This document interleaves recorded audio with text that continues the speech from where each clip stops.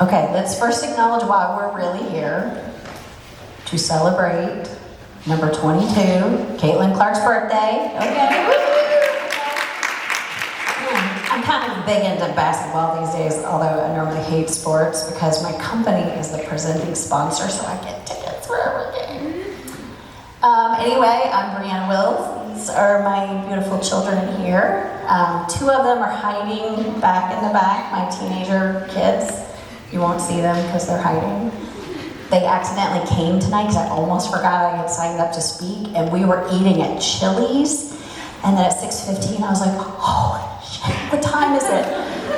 And then they were like, what's wrong? I was like, we gotta go to dance marathon. They're like, no, we don't want to go to dance marathon. We have homework. And I was like, too bad, get in the car. So I'm gonna actually expand on something the child life folks were saying. So who's heard our story? So I speak like a million times, so like a whole bunch of you have probably heard our story before. Oh, okay. Like, these people up here. Okay, so I don't want to bore you with the whole story, but it is not a happy story, okay? It does not end well. I will just start with that. It's a very sad story. Calder was diagnosed with T-cell lymphoma on February 26, 2016. And he fought like hell for 19 months and died on November 4th, 2017. He was 12 years old, and he has a twin brother named Grayson, who is a freshman here at Iowa in the nursing program. And he became a nurse, probably in large part because of our experience with Calder. My husband is also a physician, so, we do have some medical background, but having your twin go through this experience, I think, is particularly painful, particularly when he was diagnosed when they were 10. So they were well aware of what was happening. It wasn't like, they're like little kids and they just don't know what's happening. And we always included Calder in all the conversations. So he well knew what was happening and what the statistics were and what his chances of survival was and all of that. But the one thing I want to emphasize about your experience as a student at Dance Marathon and the impact you can have is I'm going to tell you a story about a gentleman named David Jajuric. Does anyone know David? Yeah. Okay. Yeah. Orson's going to know David. Yeah. So when we started in 2016, this is way pre-COVID, and you could still visit kids on the floor, which I know you guys are getting back to, but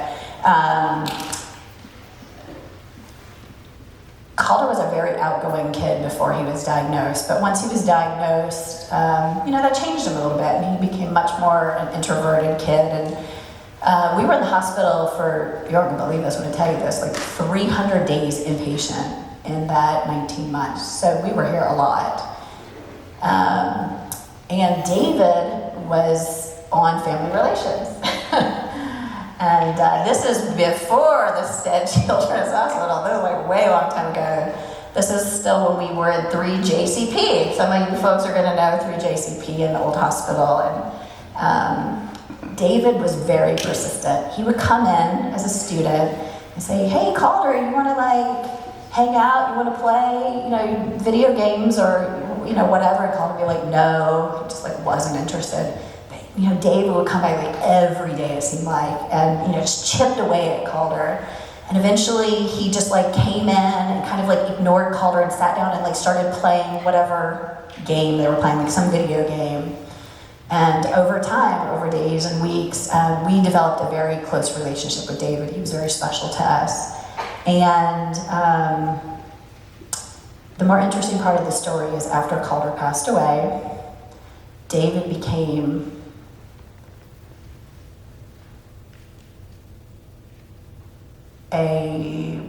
not a replacement for Calder, but a stand-in twin for Grayson. And David was 21 or 22. He was finishing, may even have been a master's student at that point. There is no way a dude who's 21 or 22 wants to hang out with a 12-year-old kid grieving. he doesn't want to hang out with Grayson. Like, he doesn't want to do that, right? But he did.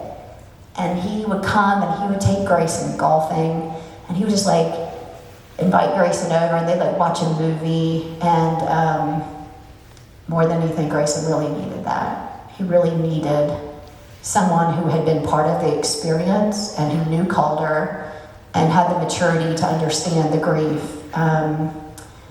And David like hung around for like months and months, and he let Grayson decide when Grayson didn't need him anymore, if that makes sense. And that was like 6 years ago. That's a long time. And David has grown up and is like a man now, like with a real job, and he's like a school counselor. And Grayson graduated from high school last year, and I invited David to his graduation party. And David came all the way from, where does David live? Like Waterloo or somewhere? Waterloo for Grayson's graduation party. And Grayson was surprised. And, they hadn't even really corresponded. Well, actually, Grayson, like a few months before that, had said that he thought David was, a big reason of why, like, he was going into nursing. He's like, you should text David that, because I think he'd be really touched that you thought about him and that he impacted you.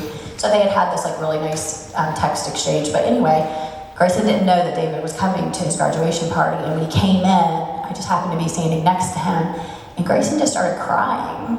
He was just so happy to see David and so touched that David would come to his graduation party. And that's part of the impact that you can have. These families are meeting you in the scariest, most terrible part of their life. They're meeting you at their most vulnerable, their most scared, their most uncertain parts of their lives. The parents are struggling, the children are struggling, the siblings are struggling. Grayson struggles with survivor guilt, which people are like, why would that, like that's usually like when you're in a car accident and like you survive but the other person doesn't. But like a twin has that too, siblings have that.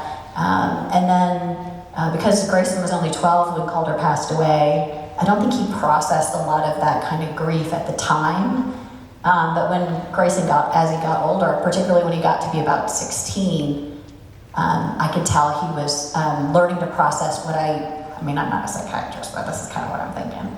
He started processing the grief as an adult, like understanding, what was truly lost. And he started asking me all the questions, like, the day Calder was diagnosed, what happened? Like, he didn't remember. He didn't know at the time because he was only 12. And so I had to reprocess that whole experience with him. What happened on that day, and, when you knew that Calder was going to die, and, the day Calder asked you, am I going to die? And I told him, that yes, he was going to die. And like, how do you, these like really, really hard experiences. And, Grayson experienced, kind of like the levels of grief. It was literally like, I could like tick off, okay, acceptance and negotiation. It was like, you could tick them off as Grayson started, saying like all the, why us, and anger, and all of the different phases. So it's a difficult experience, and it's funny, like seeing the COD folks over here. When we started in Dance Marathon, the COD family had lost their son several years before, so they were kind of old timers when we started. And Orson was just a youngin' at the time. And I thought to myself, like, wow, they've been here like a lot of years, and now it's like I'm the old timer. And at the time, I wondered, like, why did they come back year after year? Because I didn't know at the time. And what I will share with you is why I come and share our story, even though it doesn't have a great happy ending, is because, well, there's several reasons. Because I'm hoping to say something that will touch you and that you will go on and have an impact through that. I'm hoping that you see that I look like a mostly normal looking person, mostly, and that you could not tell from seeing me at the grocery store that I have endured and survived the worst possible thing I could imagine, is losing a child. And I want you to take that in your life and realize, like, the lady standing next to you could be terribly grieving, and you look at her and you have no idea. So treat everyone with grace because you don't know what they have gone through or going through. And this is a safe place for me to talk about Calder, because I will tell you, in the world that we live in our general culture, you get about a year to grief, and people like accept that. And then people feel like, get over yourself. Like, you should like get over that now. So after about a year, people like think it's weird if you want to talk about your dead kid. And at Dance Marathon, I can talk about Calder.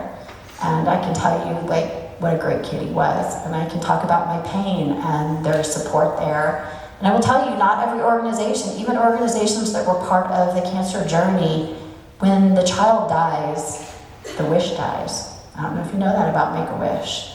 If that wish was not fulfilled when that child dies, that's over. So our family had a big trip planned, and when Calder died, that trip was canceled, even when we asked to pay for it ourselves. I mean, I'll just be honest, like Make-A-Wish like dropped us, and that was really brutal because we were in very deep pain and we needed that. So anyway, Dance Marathon doesn't do that. I mean, Dance Marathon keeps you, and that is really just so special to families. I think the Cod family would say that as well, that that's unusual, and that's really important to the families who come year after year to share their stories. Thanks, guys.